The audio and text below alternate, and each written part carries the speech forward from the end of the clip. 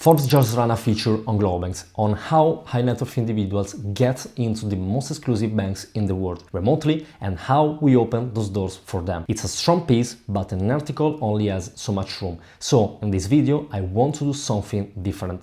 I'll go through what Forbes actually wrote, both about us and about how international banking really works, and expand the parts that matters most if you have serious capital to protect. I'm Matteo Maglia, Partnership Manager at GloboBanks, the banking introduction company for international entrepreneurs. The Forbes piece is about how the wealthy actually get into the hardest banks on earth.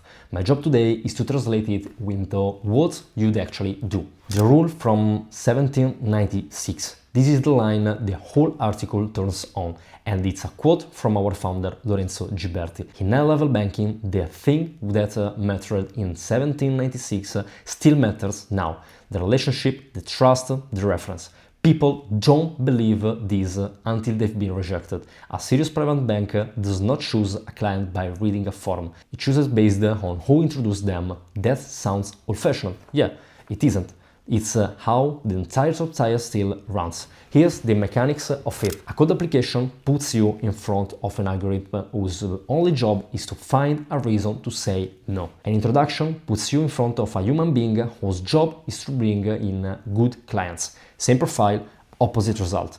The article says it cleanly. Whoever comes alone meets an algorithm. Whoever comes introduced meets a person. The paradox of serious money. Here's the trap. The piece describes when your numbers are small, banking is easy. Any app, any local branch will take you. The moment the numbers grows and the capital actually needs protecting, the banks that are built for that job becomes the hardest ones to reach. So most people do the default thing. The bank down the street or the first link after a Google search. That works right up until the day it very much doesn't. Why banks say no and the banking? First mistake, the article names. Leaning on digital banks.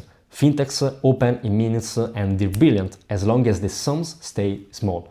They were built for someone managing a few thousand euros, not someone running a business. Push serious money through one and the story changes fast. Transfers tax under review, accounts suspended, sometimes closed with the funds frozen for weeks. And it isn't only apps, it has a name now. The banking. A bank closing an account with no real reason, no notice, no appeal. In the UK alone, over 1,000 accounts are closed every single day, nearly 700% more than a decade ago. The article makes the point that lands others.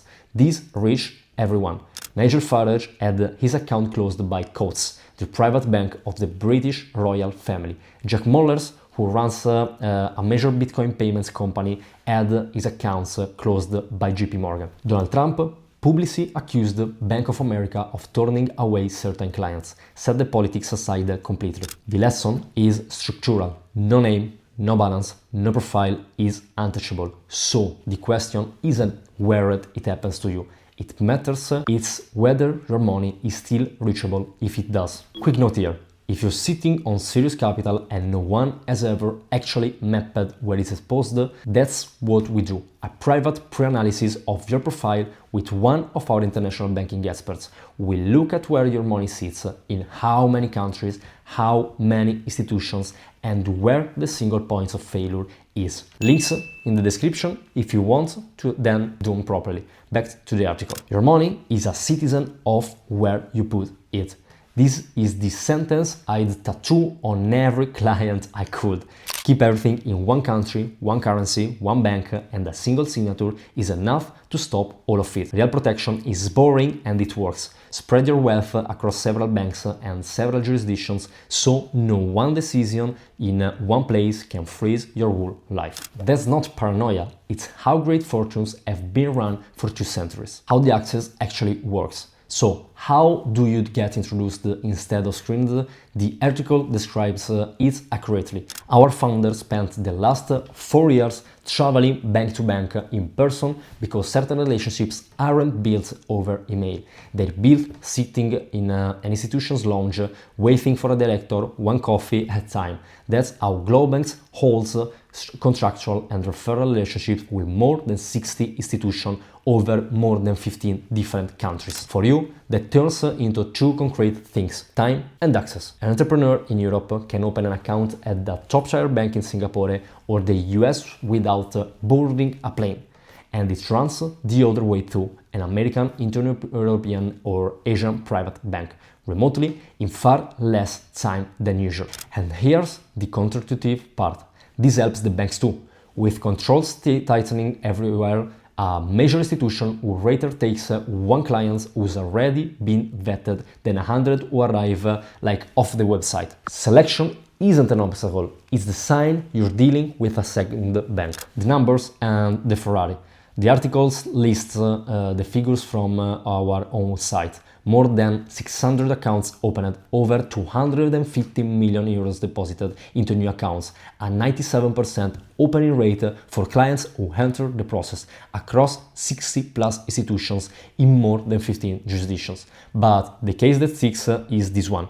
An agency doing 90 million US dollars in revenue was ending over roughly 270,000 euros a year in fees alone, just from banking through the wrong setup. Move the operations to the right bank and that stops.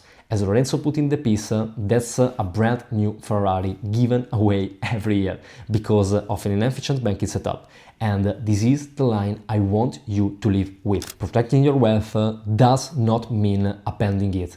No change of residence, not taking apart the company you built. It takes the right accounts in the right places, in the right kind of banks. That's it.